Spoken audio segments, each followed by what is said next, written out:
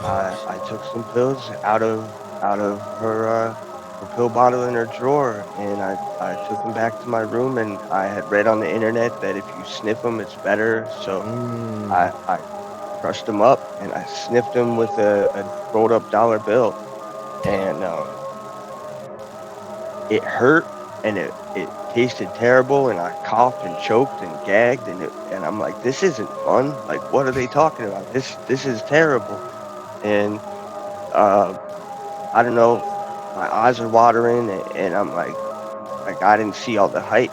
And then about 10 minutes later, give or take, this feeling of warmth starts to come over me, Mm. and it spreads from my chest all over my body, and I get that same feeling I got with weed the first time, but it's like times 10.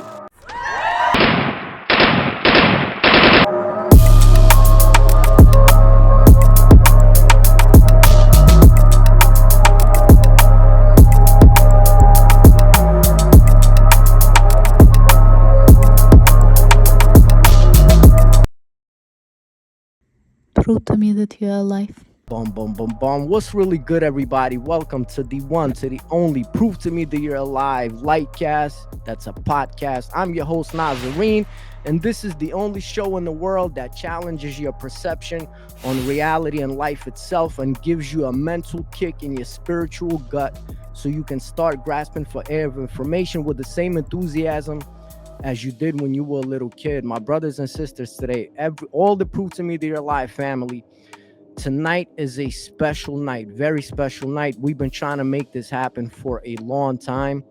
The reason why what you are about to hear is so special because for a lot of you, this story will shock you. For many of you, this story will scare you. But I guarantee that for all of you, this story will inspire you. It's an unbelievable story of the human spirit, of the human experience. Um, this is a Rocky story. This is a story of the underdog coming to fight Drago in Russia. You know what I'm saying? This is that kind of story, man. And we're privileged enough and honored enough to witness to this, man. And what I'm about to say is gonna come true. This is a prophecy, man. That the gentleman that you see in front of you today, he's gonna be huge. He's here for a reason, so he's gonna be huge. So get on the train now, y'all, before the train speeds past you too quick. Today, I introduce to all of you the incredible Bud, and he's gonna tell us his insane story, man. So I just want to give a round of applause for my man. You looking good, man. You looking really good. How are you, man? I'm good, man. I'm good. Thank you for having me. Yeah, thank you so much for being here. And I told you this already that I'm so thankful to you. I'm so honored and privileged, really, because I know what the streets are. So I come from the streets. You know what I'm saying? Yeah.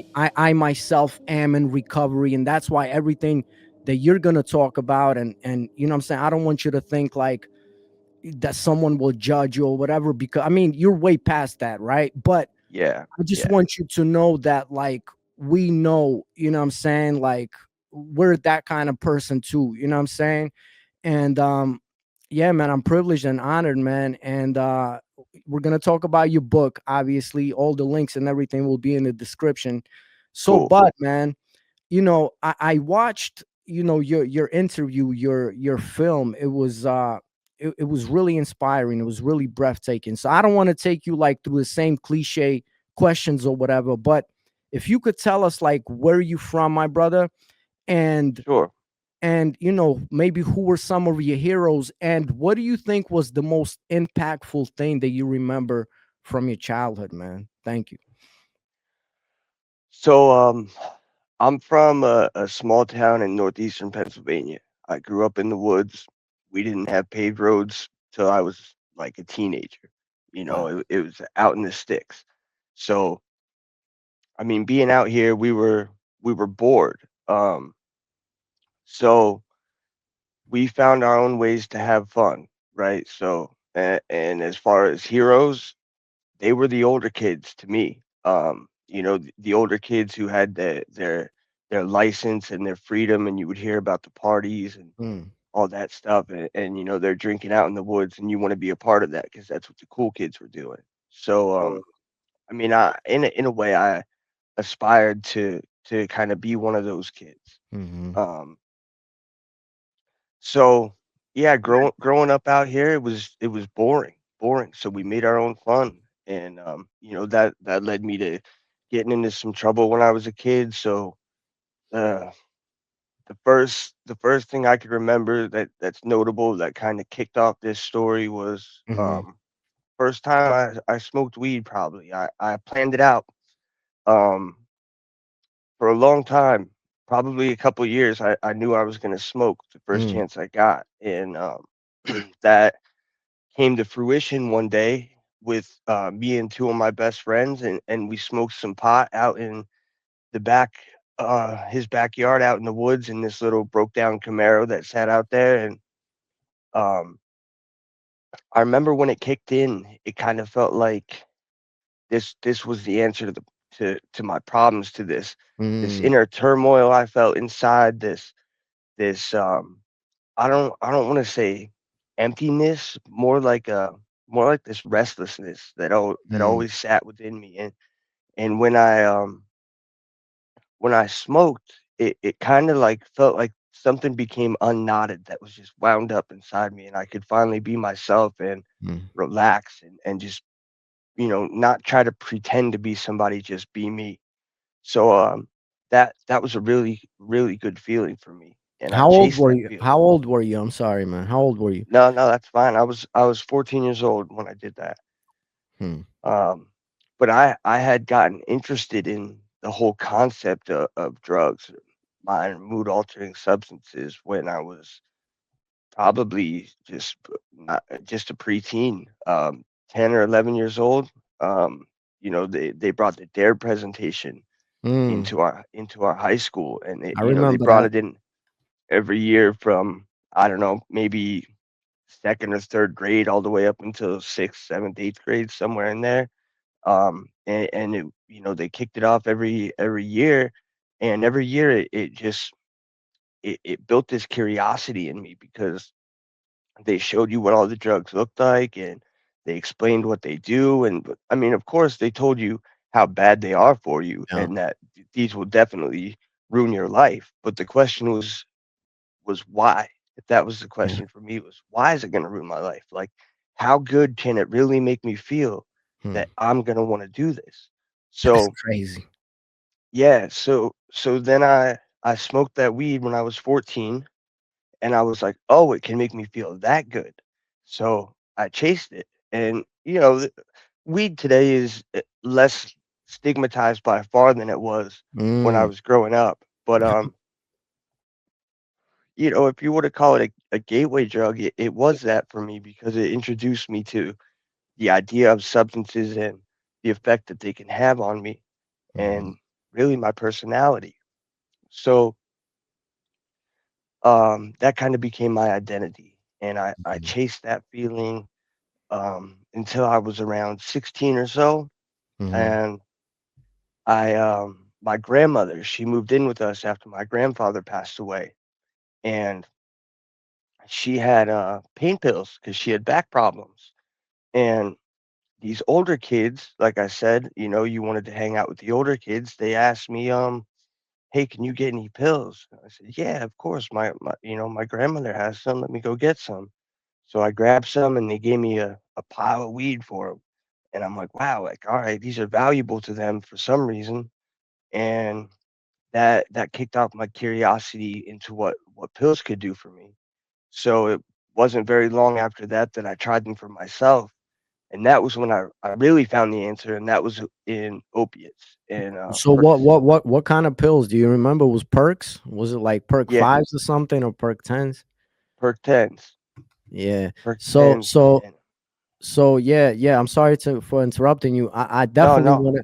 I definitely want to get into all of that in great of detail. And course. by the way, I Forgot to mention that Bud is also a published author. I know I mentioned the book, but he's a published author of Kensington Beach: Loss and Survival on the Streets of Philadelphia. So that's an important thing that I don't want to forget.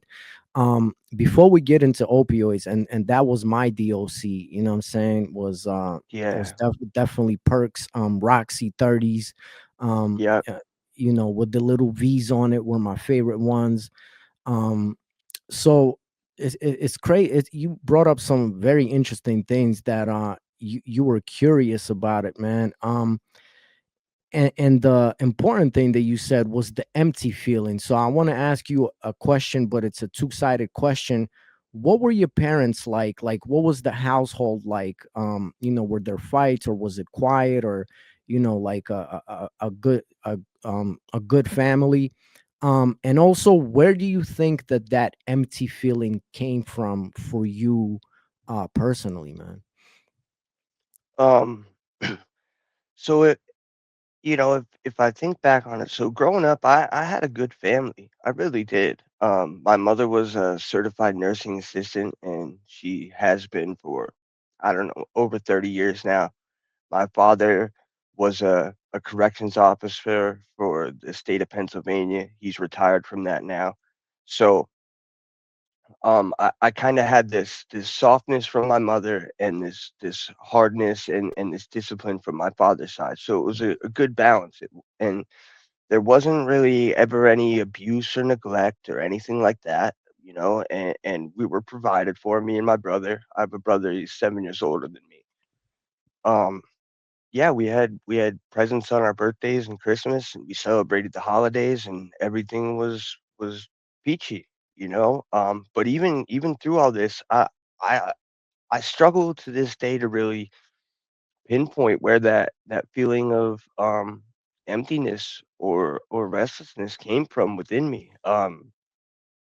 You know, if I think about it, I guess maybe so my parents' schedules were busy, right? So my Mhm. father worked 2 to 10, and my mother, she worked from the 11 to 7 shift overnight. So I had a lot of free time on my hands after school, right? My mother would be sleeping when I got home to go to work that night, and my father would still be at work until he got home around, I don't know, 10:30 or so.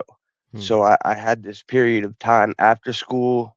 Then my mother would get up, she would make us dinner, and then she would go to work, and I had another little bit of more free time after that.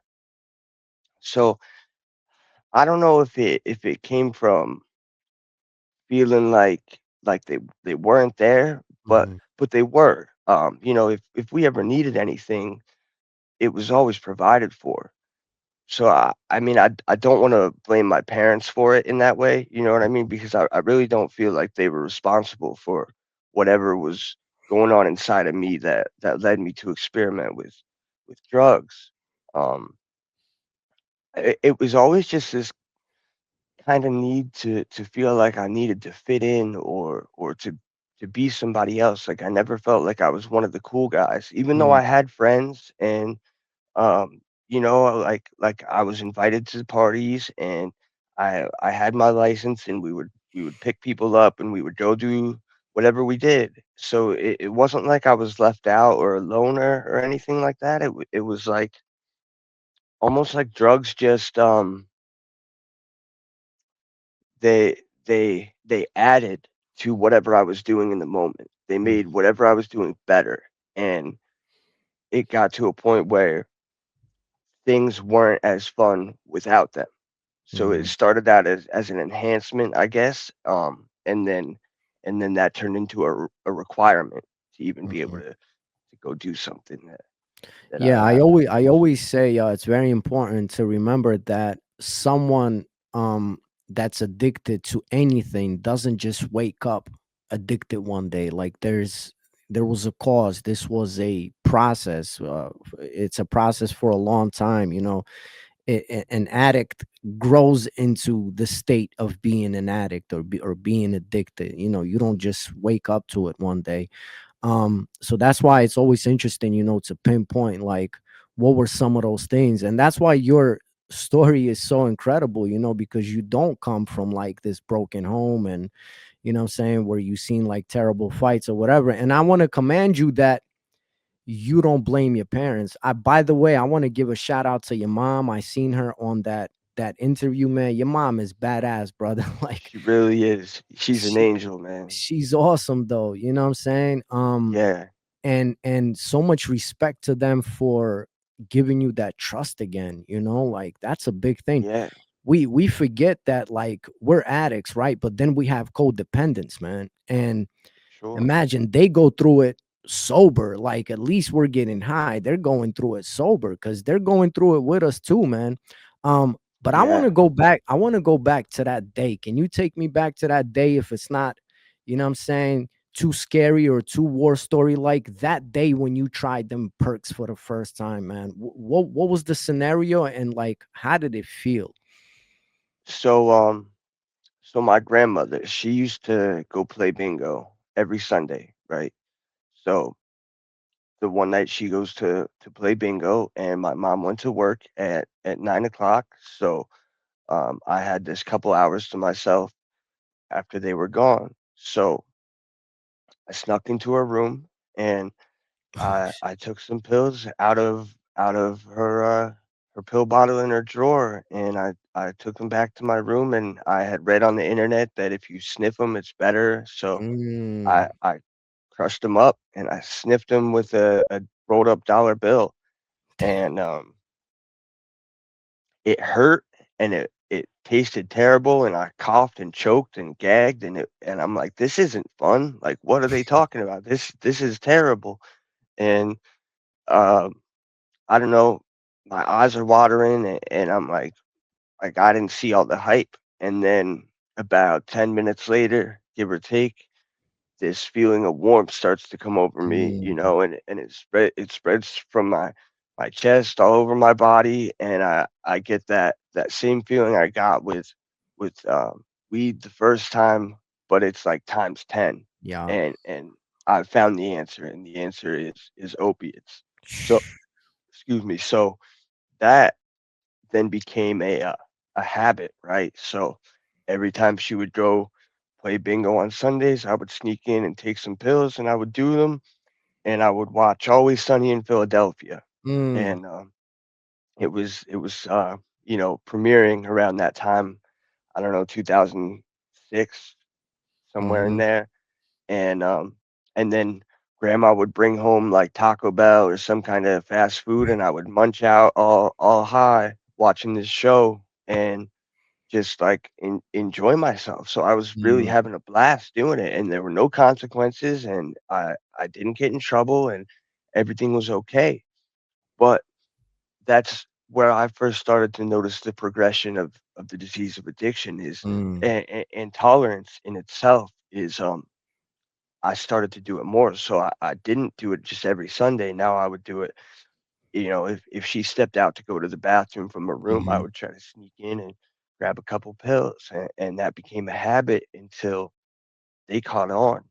And mm, once they caught on to me, um, she started to take them with her to go play bingo or to hide them at home somewhere.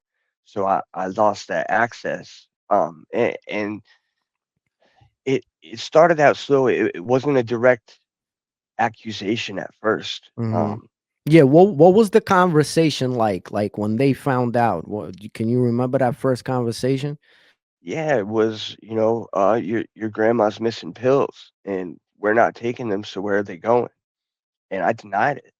Mm, I denied it up and down that I had anything to do with it. And they knew I was lying. I mean, I'm sure they didn't want to believe that I was lying mhm, because, no one wants to think that their kid is becoming a drug addict, right? yeah. That's like, the the worst case scenario.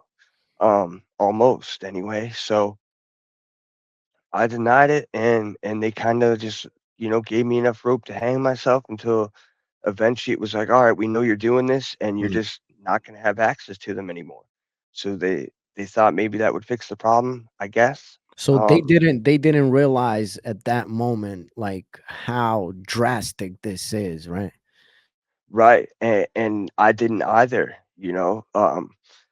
So by the time they really started to catch on and try to cut that supply off to me was probably about a year in after I'd been doing it. So I was Wow. um, pretty far into a habit at that point.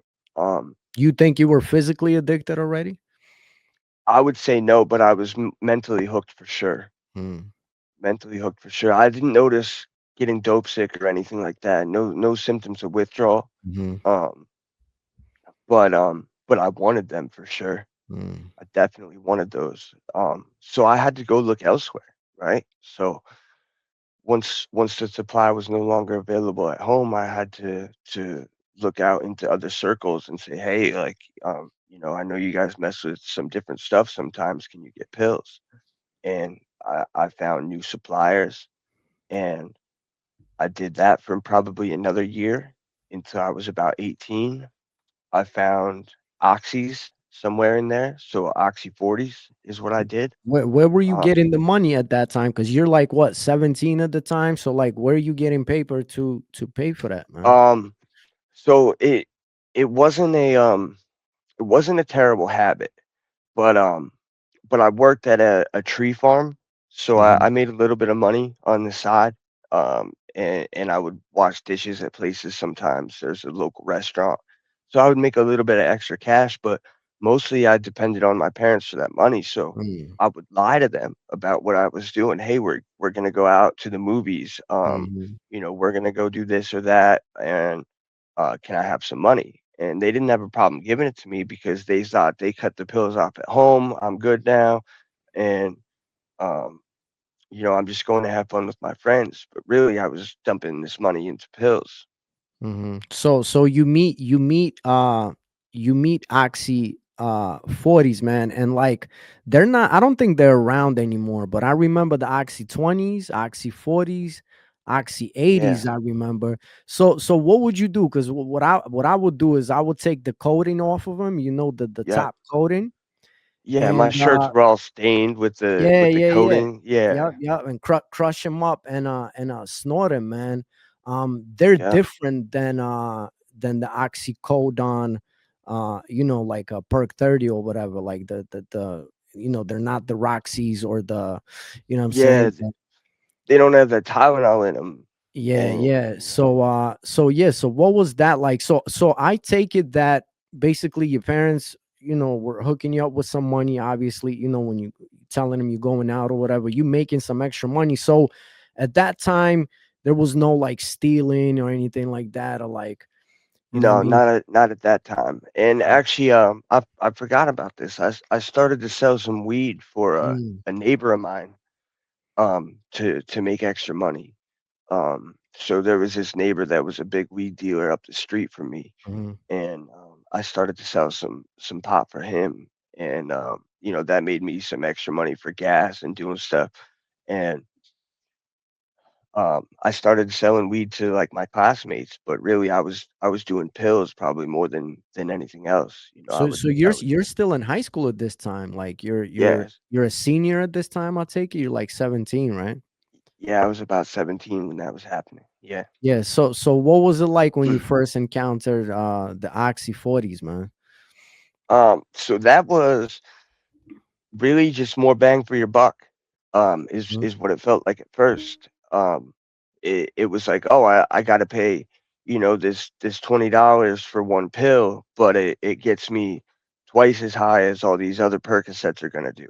mhm. So it was nice. It felt like it was cheaper in the beginning until it wasn't, and then as the disease progresses, um, I started to need more of those. And at some point in all of this, I crossed over that line, and I talked about it Right. before maybe, but I crossed over this line to where I became dependent on drugs. Um and I didn't even realize that it happened.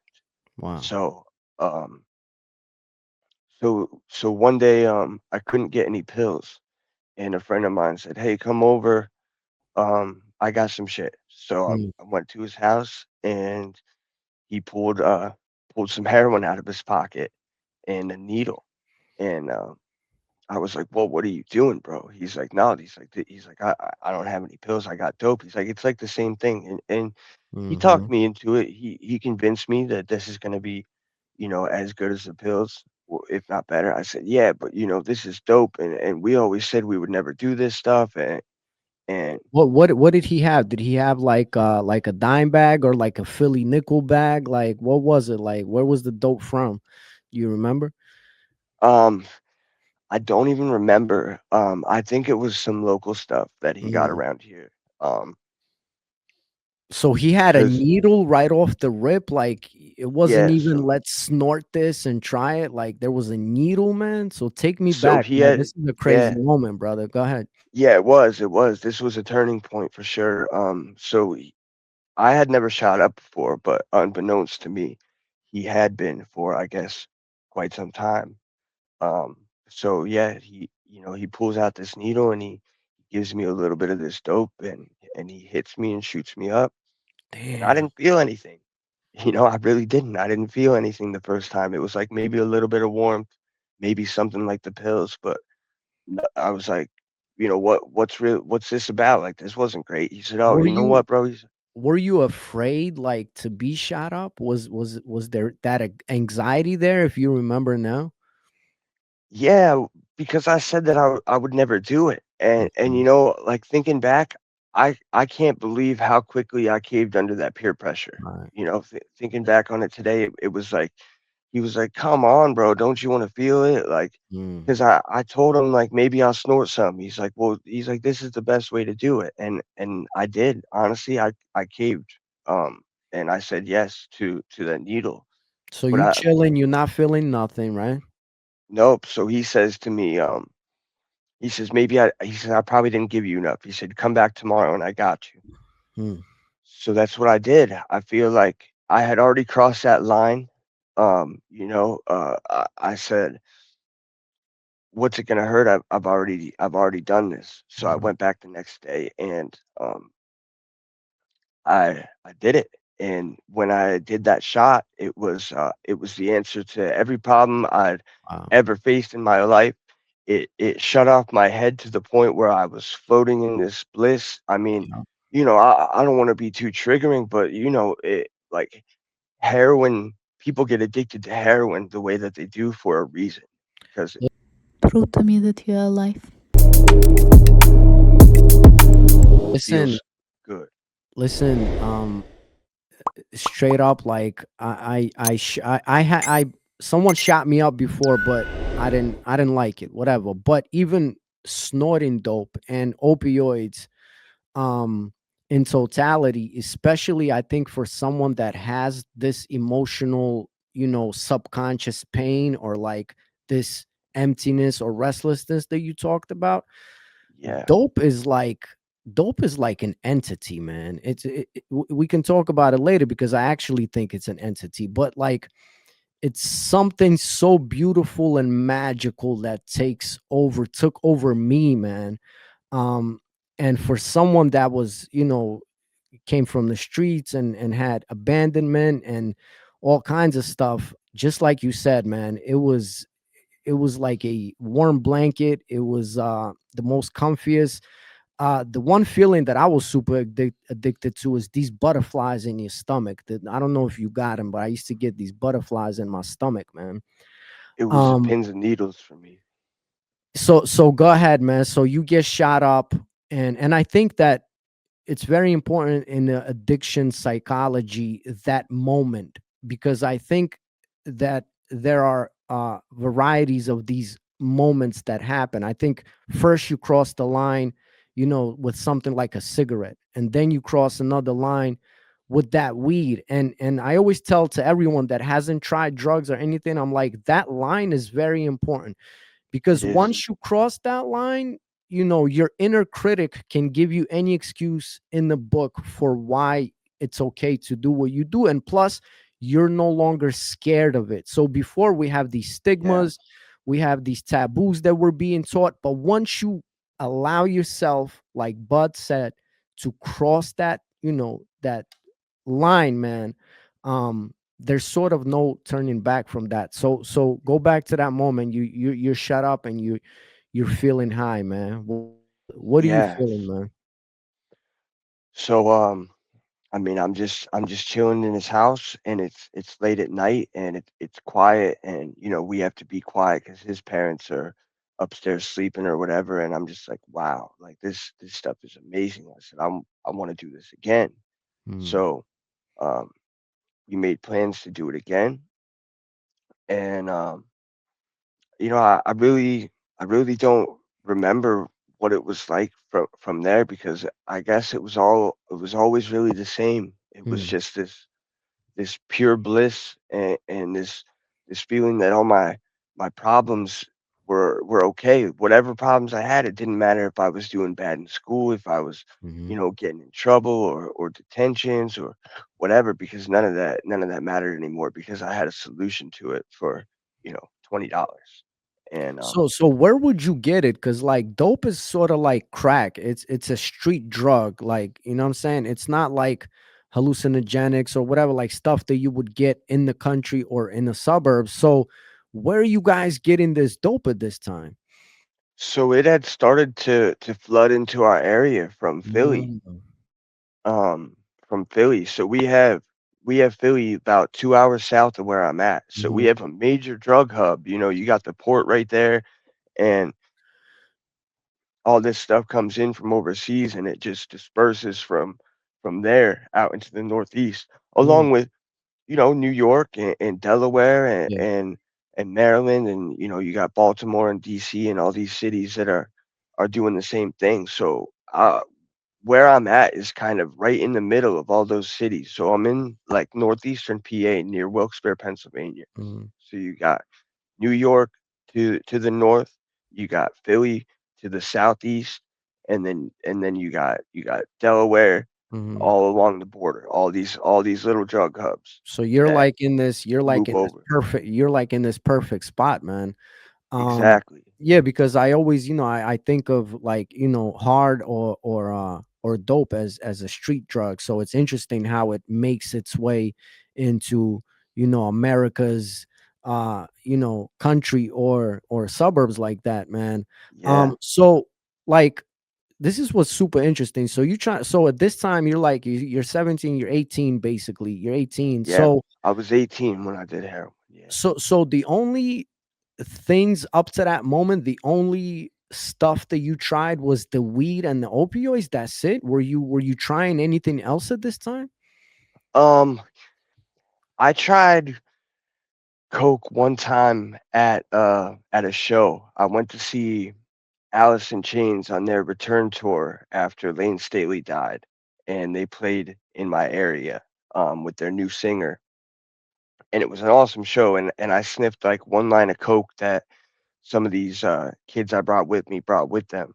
Mhm. So it was like, I got this little buzz for an hour or so, and came down off of it, and it was like, all right, that was cool, but it didn't really do much for me. I was more of a downer guy. Yeah, I'm Um, a downer eh, dude too. That's why I'm asking, man. So yeah. no psychedelics, nothing like that. Just the coke and the dope and the Oh, weed. That's it. you know what? No, if I'm thinking about it, when I was younger, I did some Adderall or some Ritalin. Mm-hmm. Um, a friend of ours would get it prescribed to him.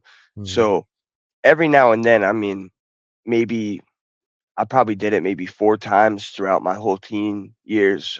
We would take a bunch of Adderall and stay up all night playing video games or Mm-hmm. something.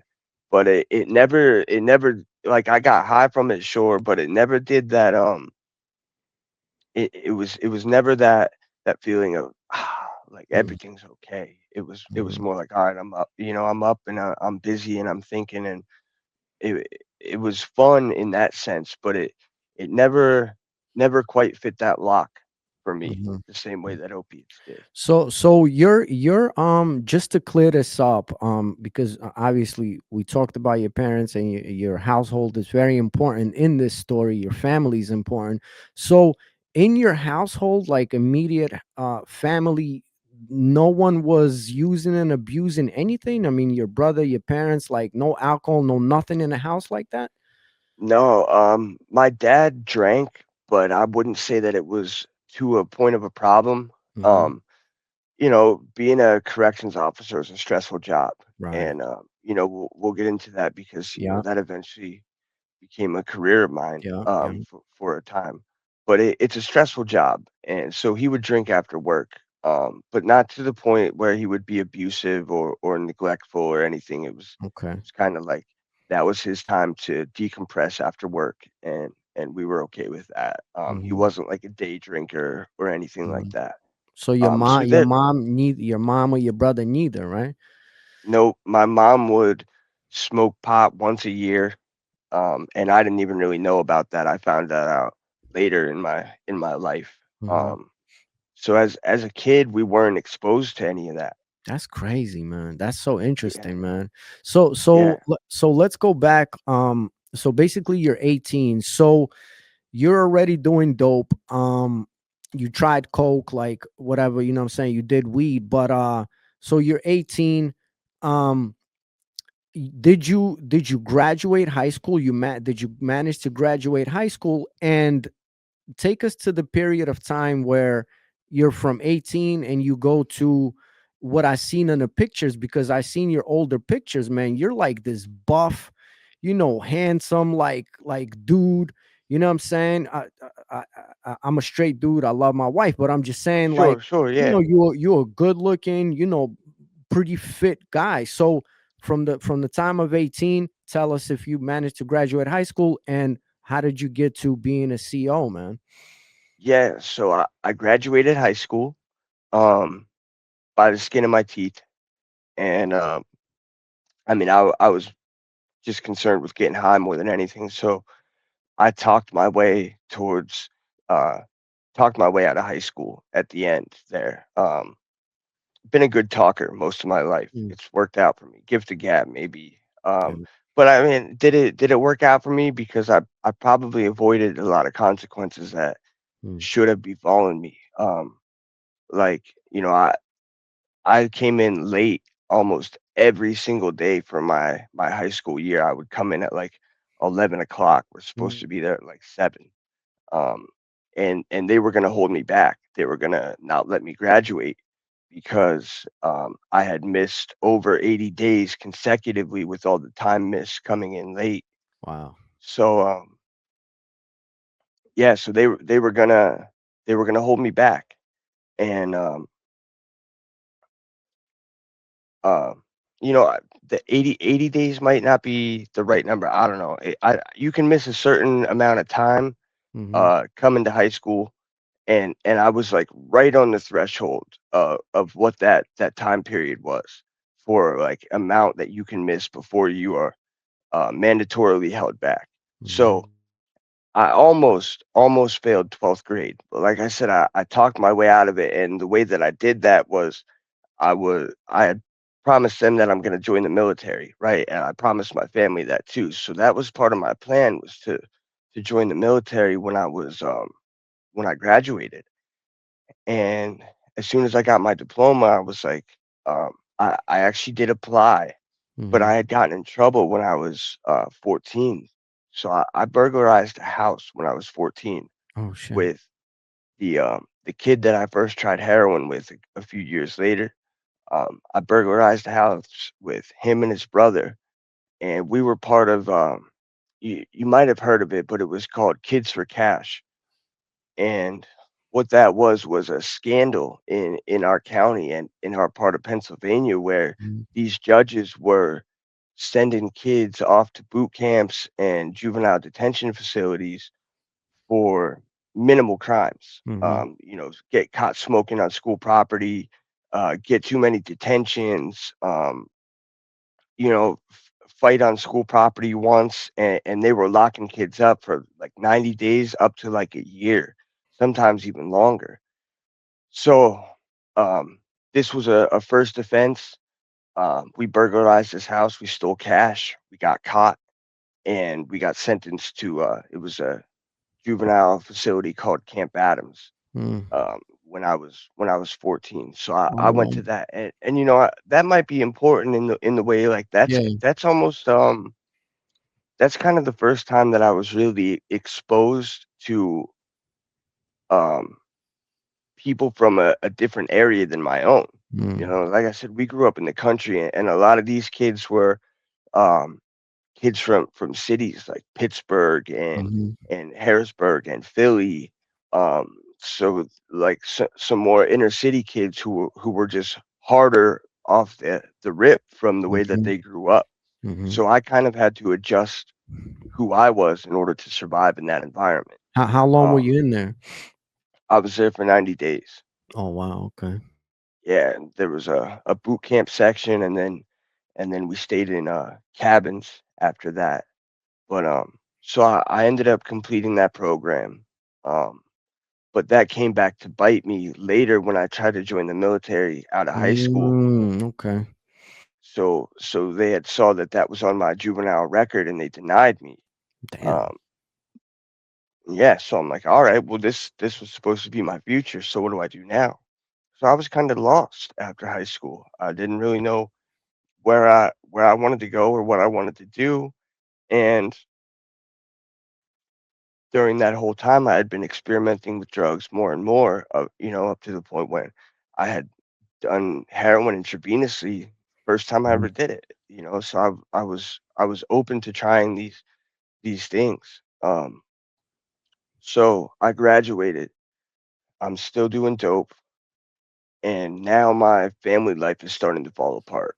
So clearly something is wrong, but my parents don't know what and they don't know how to approach it, and I'm closed off. I'm not talking to them about anything. I come home, I lock myself in my room, I Mhm. do what I do, and I avoid them as much as I can. So Was my dope life an was everyday thing at that time? um as often as I could, but it was still more pills at that time because Mm. dope was coming to this area, but it was still kind of hard to get and it was kind of expensive. It was $20 a bag. But Um, at this moment, do you think you're already becoming addicted physically, and did you notice that you were becoming addicted physically? I would say no, honestly. I don't remember having withdrawal symptoms or really getting sick. It was more psychological to me. I think because I probably wasn't doing it every day. Mhm. Um, like I said, I didn't have a lot of money. You know, I didn't, you know, I got money from my parents, so I would spend that on pills when I could and what money I got from selling this weed, but it wasn't a whole lot. So I couldn't support like a major habit. Not at first anyway. And then Did you have any yes, girlfriends at this time? Like, were you into girls at this time, or? not really. Honestly, I was more concerned with getting high. Like Mm. girls were cool and I would hang out with them and stuff, but you know, as far as like pursuing a relationship or trying to be in Mhm. something with somebody, it was not a priority for me because using drugs was. Got you, And, got you. you know, So your family life started to fall apart. You said why? Why is that? yeah, so I was closed off and they could tell that something was wrong, but they didn't know how to approach it, I think. Mhm. And I asked my mom if she knew like that I like now, you know, we talk openly about it and I Mhm. asked her and she said she really didn't. Like she knew that Right. I was troubled in some way, but she didn't They never realize that I expect was they never expect drugs, brother. That's the thing, man. That's yeah, I think subconsciously they block that off for for their kids, like parents, yeah, and not my kid. yeah, well, yeah, but it's like one of the hardest thing I think, especially from that generation, for them to accept, that it might be Sure. drugs, and if it is drugs, like they never expect it could be the worst of the worst, man. So you're Yeah. closing off, like, are you feeling, what are you feeling at that time? Are you feeling more empty, or is that, is the dope helping you with that empty feeling? Like, what were you going through, you think, emotionally at that time? So, um, I was hiding my emotions with the drugs. Mm, If I think about it, back then, like, it was like I didn't want to feel anything. So I mm, made it my mission to get high on something every day if I could. So whether that even just be smoking a bowl of weed at some point, or um, doing one or two pills. I didn't necessarily always get screwed up every day, all day long, but if I could, I would. So I was hiding from the way that I was feeling, but if I look back on it, like I said, it was really just compounding this emptiness that I felt inside, because I would Mhm. feel good for a little bit, and then I would be faced with all this stuff that I was just stuffing down for so long, and then I would chase it again and try to mute that and numb that away again. Yeah, man. So again, so how did you finally found yourself being a CO, man? And before that happened, did you have any experience like when your parents finally caught on and everything? Did you have any experience with like rehab or going to a meeting or anything like that? So what happened is my family life fell apart here. The one day I came in late, and my dad asked me where I was, and I knew it was going to be a fight. Right from the rip, I knew it wasn't going to be good, and we got into a fuck you match, a real bad Mm. one. And He told me to get out, and I told him gladly. I said Oh I would shit. I'll happily leave. Um, so I did. I did. I left. He kicked me out, and I left willingly. I packed a bag and I went to stay with some friends, and a friend of mine and his family. And so their father was addicted to pain pills. Oh wow. So he got oxys every month, and that kind of opened up a door for me to be able to do them more and Mm. more freely. And I Wow. would You yeah. So walked I would right into it, man. That's pretty crazy. much Sometimes like when I look back at my whole life, I can pinpoint these moments where call it universe, call it God was showing me like what's going to happen and sort of like leading me, down this like addiction path. Because imagine like, things get tough for you at home, you get kicked out and you land right in the spot where like what I'm saying, right where it's at. your worst enemy slash best friend is right there, bro. So Yeah. damn, what was that like? So did you have to buy it from him or like did you also try to steal it? Like what was that like, man? So I would work for him. So he was a handyman. Oh shit. So I would work with him doing roofs and porches and just little construction projects for people in the area. Um, and he would pay me sometimes in pills, sometimes in Wow. cash, but either way, it all went to money. And part of me working with him was part of my rent to stay Mm, there. So yeah, I was enabled in that way to that's continue to do these crazy. drugs. Yeah. Um, So so eventually, do you remember like at that time how many you're doing a day? Like how much milligram or how many pills were you doing at that time? um, at my worst at that time, I was probably doing around, I don't know, I would probably say 2 Oxy 40s a day, but a Mm, lot of the time, me and a friend of mine would split some of them. So if he could get some, we would do them. If I could get some, we would split them. So it was like we looked out for each other to make sure that we were high. But at that point, I was getting high every day. wow. Um, And at this time you're still staying around your town, right? Like you didn't leave town. no, so I did. I moved uptown for a little while. Just it's really only about a half an hour away from where I'm at, but it's more city-like than it Mm, is out here. So that led to more opportunities. So like I said, I started to do heroin more, um, and I got involved with other people who were doing heroin, and then that eventually. Um, so I started to work at this furniture store. I was getting high, going there to work, and um, eventually that kind of just fell apart as it does, using drugs. Like I would go in dope sick or call off too much mm. and just So it, now it you're finally getting the physical sickness, yeah. right?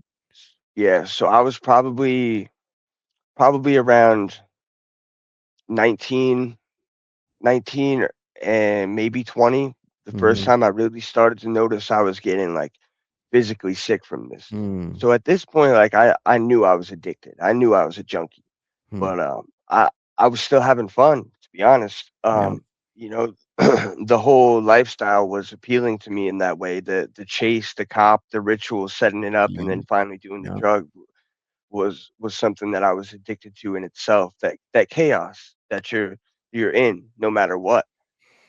Yeah, So someone said that most addicts are actually more addicted to the rush of, the ritual and getting the drug than the drug itself. You know what I'm saying? The whole psychology behind it's crazy, man. At the end of the day, yeah, it's like an adrenaline junkie type thing, man. I really think is. I think we're just born different, bro. Like I think you're I think born it with is. some different type of heartbeat, bro. We Like, chase this thing that's we know is dangerous. We know is bro, unhealthy. And for what? but if you think about it, man, like we're some of the most dedicated people in the world when it comes to like having that feeling and shit. Like we'll It's go through, it's not easy to make $300 a day without a bro, job, man. You bro. know, but That's a lot of times. Like I'll see a fiend because I'll go through Philly, I'll go through like Kensington or whatever, man, and I'll see a fiend and I'll be like, yo, imagine if they could just redirect that energy. If you could just put on a switch right now and you redirect that energy towards something, positive, productive, bro. Like some of the most yeah, dedicated people in the world, man. So when you found out that you're definitely a junkie, like you said, what was that feeling like and what was the conversation inside your head, or you just didn't care? I really didn't care. Because I liked it. I liked what I was doing, and I liked almost this feeling of danger that I was in all the time, of being in danger and being dangerous Yeah. in its own way. A drug addict is looked at as somebody who's not safe, who is Mhm. in this chaos, and that was appealing to me in some ways. Um, so I ran with it, and I got deeper in with people who were doing the same things that I was. Um, and eventually I lost my job at this furniture store, and it was like around winter time, so I couldn't pay rent to stay with my boy anymore Mhm. and his family because they weren't working, Mhm. doing that handyman stuff. So it was like, all right, well, I got to come home. So I called my family, um, and it had been probably what's up, Mom? Okay, Mom, you want to say hi? Just wave. Yeah, your mom is hi. I told you she's amazing. She's awesome. Hi. She probably can't hear me, but she's Nah, she awesome, can't hear man. you, but yeah, she really is. She's a Yeah. sweetheart, man. Yeah, man. Um, So yeah, so it's winter time. They're not lose my job, working, you lose and your job and you so what did your parents say when you wanted to move back? They were welcoming? yeah, my dad said the door's always open, lights always on. Wow. So I came home, but I have a habit. Um, and what happened when I was moving home is my brother picked me up. So he had just gotten out of the Air Force, right? So Mm. he was fresh out of the service, just moved back home. And when he picked me up, I brought some stuff out to his truck and went back in to grab something. And when I came back out, I guess I looked the part, so he thought something was wrong. So he looked through my stuff and he found my needles. So I came back out and he's just staring at me, just glaring Wow. at me. And I'm like, "What's up?" And he said, "What the fuck is this?" And he held up my bag of needles. And I couldn't lie. I mean, I wanted to, but I was caught. What reason would I have to have that? So I told Was him, I he said, was "I'm a he always like an older brother, like I'll kick your ass type of shit, like if you're not doing right type of brother? Yeah, I mean, my brother was popular. He played football for our school and he wrestled Mm. for another school. So a Um, jock. he was a jock. He had the girls. He had the parties at the house. He was cool. And I looked up to him in that way. You So know, he's fresh out of the Air Force. He yeah, finds Not just anything. He finds needles, man. So what does Needles. he tell you, bro?